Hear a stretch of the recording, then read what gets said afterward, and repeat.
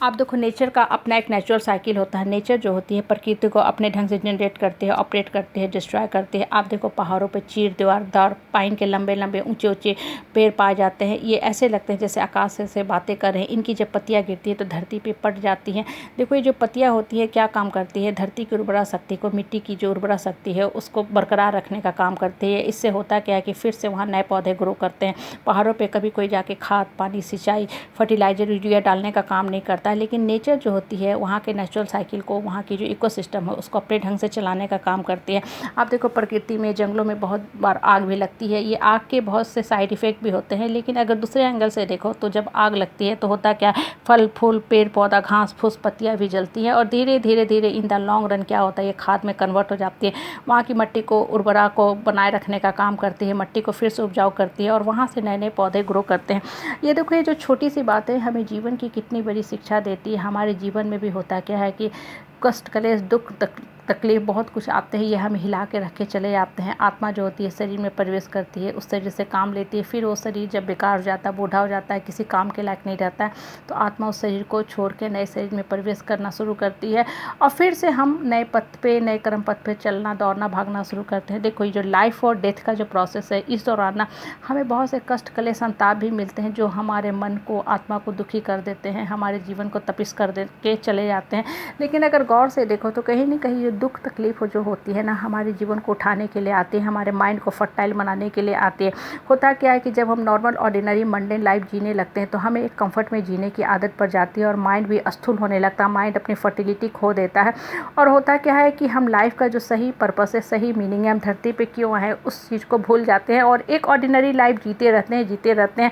तो ऊपर वाला क्या करता है कि हमें उठाने के लिए हमें कुछ ना कुछ कष्ट दे देता है और ये जो परिस्थिति और परेशानी आती है ना, हमें दुख दर्द देने के लिए नहीं आती है, ये हमें हमारे अपने आप से रूबरू कराती है, हमारी नई पहचान क्रिएट करती है, हमारे आत्मा का सशक्तिकरण करती है, हमारे आत्मबल को मजबूत करने का काम करती है। और कोई भी समस्या देखो समस्या बनकर नहीं आती है, बहुत सा समाधान भी लेके आती है और इन द लॉन्ग रन ये आपको बहुत सी अनसीन पुरस्कार भी दे के चली जाती है। इसलिए कभी भी दुख तकलीफ परिस्थिति और परेशानियाँ आए ना तो अपने मनोबल को मत गिराओ, अपने आत्मा को मत कमज़ोर करो और घड़ी घड़ी लोगों से जाके माफ़ी भी मत मांगा करो।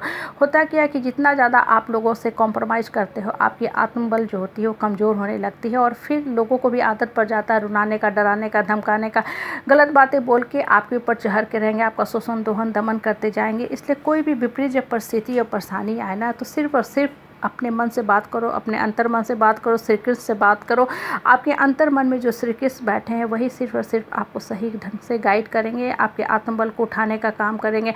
ये जो परिवार के समाज के जो डिस्ट्रक्टिव लोग होते हैं इनसे हमेशा डिस्टेंस और स्पेस रखा करो। ये सिर्फ और सिर्फ रिश्ते का हवाला देकर आपका शोषण दोहन करते हैं, अपना स्वार्थ हित करते हैं और आप अपने शर्त पे अपना जीना सीखो। ये जो लोग रिश्ते के आड़ में आपको हमेशा रुलाते हैं, डराते हैं, धमकाते हैं, आपको कहते हैं कि हम नहीं पूछेंगे तो आपका क्या होगा, ऐसे लोगों को आप हमेशा हमेशा के लिए छोड़ दो और अपने मनोबल को ऊंचा करके रखो।